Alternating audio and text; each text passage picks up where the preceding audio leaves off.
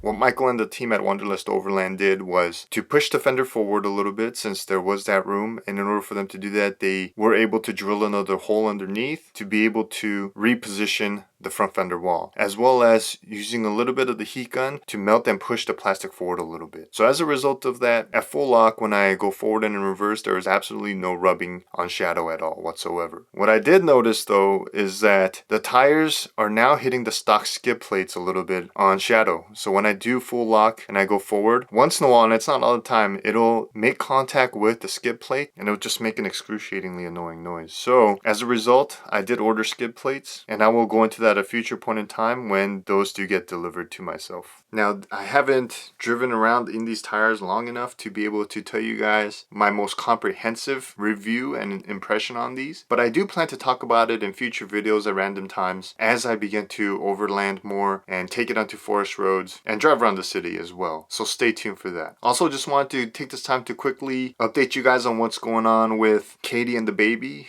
We are officially in our third trimester, and she's doing really well. We have the nursery almost all prepared. It's still in the stages of being set up. With that said, I want to give a shout out and thank you to many of my friends, family, Katie's family, and some of you guys who have helped us in putting this together with your generosity and kindness through the baby registry. And we definitely wouldn't be able to be at this position in the nursery without you guys. But there's more on that we're going to follow up with later down the line once everything is set and we're ready to kind of update you guys fully on what's going on. So stay tuned for that as well. Also, last but not least, as I mentioned on my Instagram, I do a lot of behind the scenes stuff and other things related to the rig in my life in real time. So I definitely encourage you guys to follow. Also, if you do follow my Instagram, you know that I did a giveaway with some shirts I had printed out thanks to DG Creative Services, who've made some stickers and shirts with my logo. Now, I must say his services were quick, the prices were reasonable, and I do enjoy the quality of the shirts. So I would like to extend a giveaway to my YouTube subscribers. So I will be giving away one t-shirt of each color. So it'll be the green and the gray. All you have to do is in the comment section down below, just tell me what color and size you would like, and I will pick a winner from each color category. The winner will be chosen by my next video, and I'll announce the winner next week. But with that said, I want to thank you guys for watching. I hope this answered some of your questions in regards to how I was able to install 35s without having to do a cab mount chop.